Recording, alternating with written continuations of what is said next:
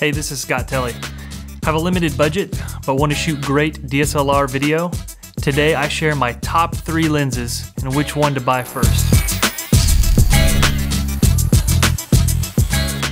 Starting just a few years ago, I moved to shooting pretty much everything on a DSLR camera.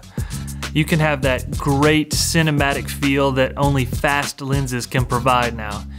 And after seeing the price tag of these DSLR cameras compared to the high-end video cameras that are out there, the professional ones, it is no wonder why they are by far the most popular choice in the indie film world right now. So if I could only buy 3 lenses, which one would I pick? This is just my opinion, but here we go. The first lens I would recommend buying when purchasing your new DSLR camera is the basic kit lens. By kit lens, what I mean is the one that comes with your DSLR camera when you purchase it.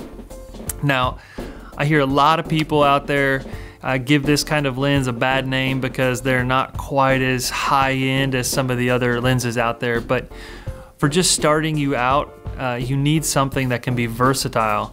The beauty of these lenses is that they can zoom in and out without moving the camera all over the place. That they're a very good cost-effective option. They're not really pricey. And yes, if you have the money, you could always purchase just the camera body and then get a higher end lens such as a 24 to 70 millimeter 2.8 Canon L series lens. That's what I'm shooting this with.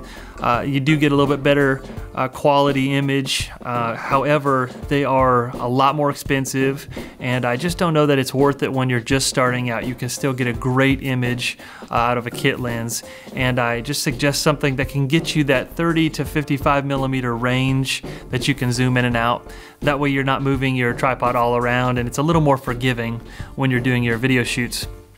I do not recommend getting a lens based on how close you can zoom it though. For example, a 200 millimeter or even a 300 millimeter lens, they're not just pricey, they can get you really, really close, and that's great, but they're more useful, I think, for shooting like sporting events and maybe things on a stage at a distance when it comes to photography. But when it comes to videography, I honestly don't find a 200 millimeter lens that useful for the kind of stuff that I'm shooting on a regular basis. You currently can buy the Canon T3i with an 18 to 55 millimeter lens for about 580 bucks on Amazon.com. This is a fantastic start, giving you lots of options when shooting, and at a killer price for the kind of quality video it's capable of shooting. Next up is the 50 millimeter prime lens, or as some like to call it, the nifty 50. A prime lens means that you aren't able to zoom in and out. It's a fixed focal distance, but you do get great image quality with that super shallow depth of field that you see in the movies so often. This allows your subject to be in focus while the background is super blurred out.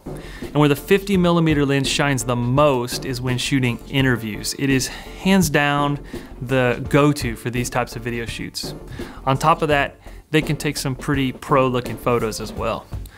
Amazon is currently selling a basic 50 millimeter 1.8 for around 100 bucks. Once you have a versatile zoom lens and that pro-looking 50 millimeter prime in your camera bag, I suggest going wide. Picking up something like this Tokina 11 to 16 millimeter lens gives you so many options for making things look big. It's also the perfect choice for shooting on the camera slider or glide cam when moving it around. It's pretty forgiving, and I enjoy lately shooting low to the ground up towards something to make it look that have that larger than life look. Or you can simply go to this lens if you're needing to take photos in a tight space. You do have to be careful, as the image can bend and stretch around the edges, but sometimes, that's really the look that I'm going for. The Tokina 11 to 16 millimeter lens is going for about $550 to $600 on Amazon right now. So to recap, here is my top 3 choices for lenses. Number 1, a basic kit lens or comparable zoom lens for their versatility. Number 2, a 50mm prime or the nifty 50 fantastic for interviews and that cinematic feel. Number 3, a wide angle lens, something 16 millimeters or wider. They can be great for camera sliders and glide cam shots as well. Thanks for watching, and hopefully you find my opinions on which lenses to buy first helpful. If you'd like to learn more about shooting great video, I invite you to watch one of my other videos or subscribe to this channel. I'm doing my best to put out more videos like this one here. See you next time.